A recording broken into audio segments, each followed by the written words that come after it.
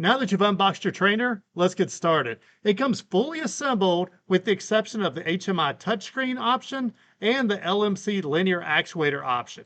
Those two ship separately. For the HMI, there are two mounting configurations.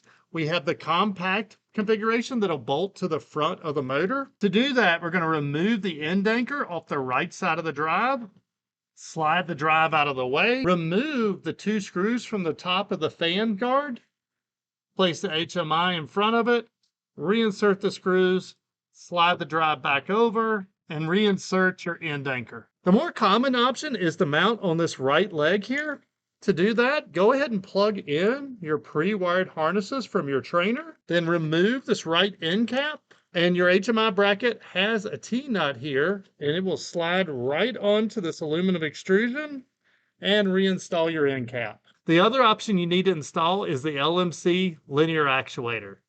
The motion controller and motor power relay are already installed and wired on your drive, but you need to install the linear actuator. You're going to find two extra screws on the right side of your trainer. We're going to remove those. Then insert your linear actuator over top of the screws. Then plug your motor cable in. If you decide you need one of these options later, they're available for individual purchase.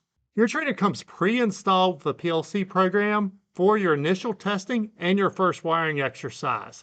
Don't sweat it if you accidentally forget to save those. They're available for download later. The first thing to check is the run LED that lets us know the PLC is running. Next is output 4. If this is on, then the PowerFlex 525 is communicating with the PLC.